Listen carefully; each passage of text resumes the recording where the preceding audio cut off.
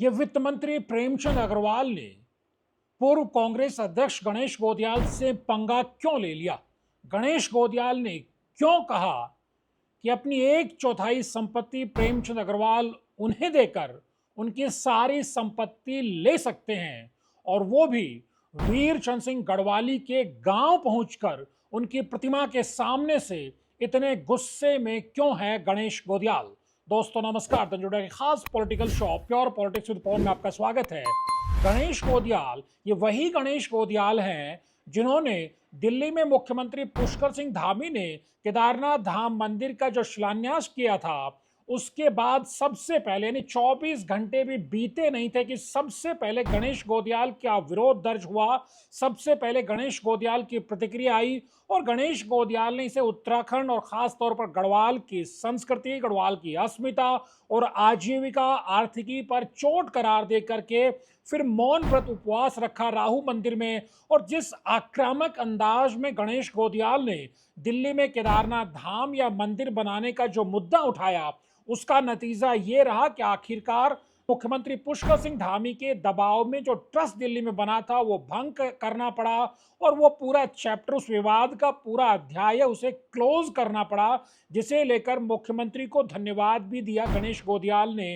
लेकिन जिस अंदाज में प्रदेश के मुद्दों को गणेश गोदियाल उठा रहे हैं, फिर उनके सामने प्रेमचंद अग्रवाल क्यों आ गए। जी हाँ, वित्त मंत्री उत्तराखंड के प्रेमचंद अग्रवाल क्यों गणेश गोदियाल के निशाने पर आ गए हैं, ये विस्तार से हम आपको बताएंगे और वो दिखाएंगे भी किस अंदाज में गणेश गोदियाल ने प्रेमचंद अग्रवाल को चुनौती दी है। दरअसल मामला यह था कि गैरसैंण में जो 3 दिन का सत्र चला, उसमें विधायकों, मंत्रियों की और पूर्व विधायकों की पेंशन भत्ते आदि बढ़ाने को लेकर के विधेयक पारित कराया गया, जिसके बाद गणेश गोदियाल की प्रतिक्रिया आई थी। उन्होंने कहा था कि ऐसे समय में जब उत्तराखंड पर कर्ज का बोझ बढ़ता जा रहा है और उत्तराखंड में आपदा के हालात बने हुए हैं और जो आपदा पीड़ित है, जिन्होंने अपना घर बार और कारोबार तबाह हो गया, उनको हम मदद नहीं पहुंचा पा रहे हैं।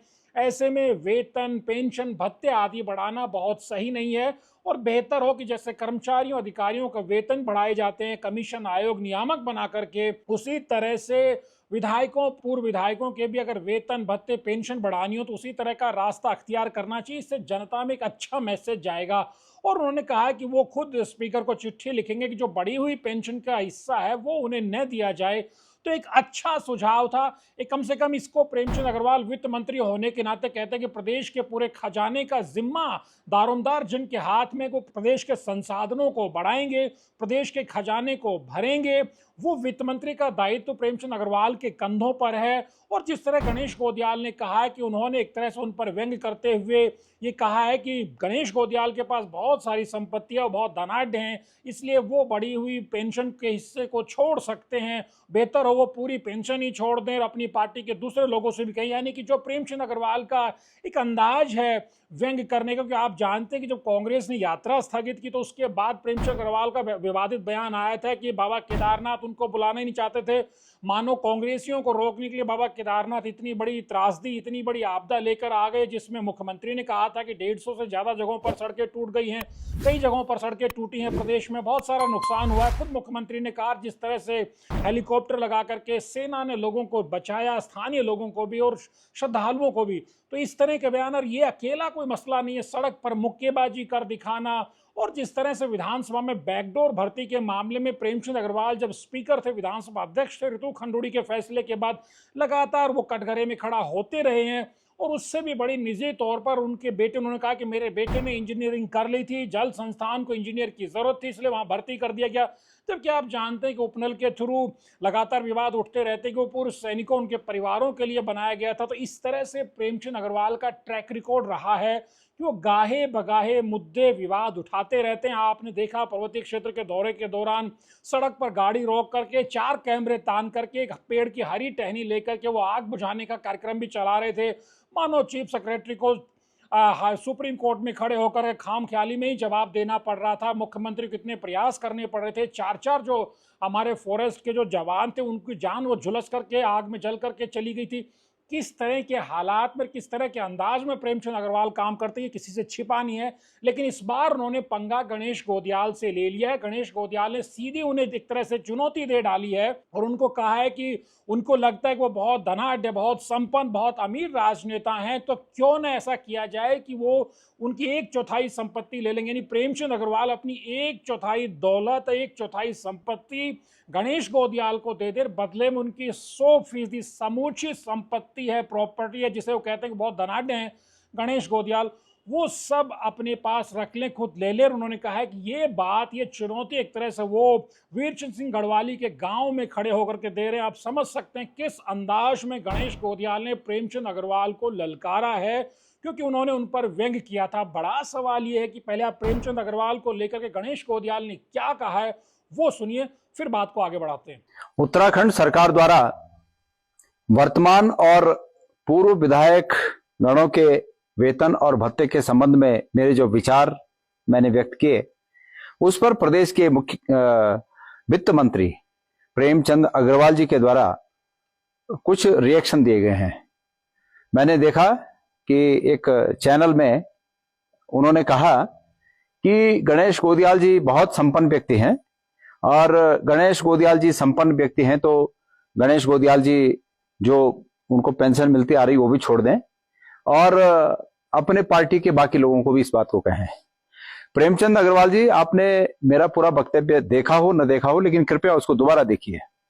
मैंने ये कहा कि माननीय विधायक गणों को जो एक तरफा आपने वर्तमान में 1,25,000 रुपए की बढ़ोतरी की, वो ऐसे प्रदेश में जो प्रदेश कर्ज में बुरी तरह डूबा हो, जिस प्रदेश में कर्ज की अदायगी के लिए, वो इंस्टॉलमेंट पे करने के लिए, उसका ब्याज देने के लिए भी कर्ज लेना पड़ रहा हो। आप वित्त मंत्री हैं इसलिए आपको कह रहा हूं।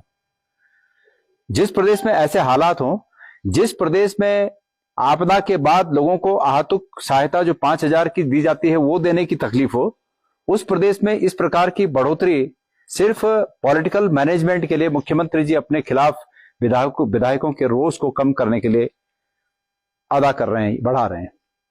बहरहाल आपने ये कहा कि गणेश गोदियाल, मैंने ये कहा उसमें कि सरकार को इसके लिए एक मैकेनिज्म तैयार करना चाहिए, एक रेगुलेटरी मैकेनिज्म तैयार करना चाहिए, ताकि लोगों में आक्रोश न हो और जो जायज हो वो बढ़ोतरी हो, जो जायज न हो वो बढ़ोतरी न हो। मैंने ये कहा। आपने इसको सकारात्मक और एक महत्वपूर्ण मूल्यवान विचार के बजाय इसको इस रूप में लिया कि गणेश गोदियाल बहुत सक्षम है। मुझे अपनी दीनता, अपनी हीनता आपके सामने प्रस्तुत करने की कोई आवश्यकता नहीं और मैं खुशनसीब हूं कि आपकी नजर में मैं बहुत संपन्न व्यक्ति हूं। लेकिन आप प्रदेश के वित्त मंत्री हैं, मैं आपको एक चुनौती देना चाहता हूं। मेरी जितनी संपन्नता है, मैं चाहता हूं कि आपके परिवार और आपकी जितनी संपत्ति है और मेरे परिवार और मेरे जितनी संपत्ति है, हम एक सौदा कर लेते हैं। आप मुझे अपना 1/4 दे दीजिए और मेरा जितना है वो पूरा आप ले लीजिए।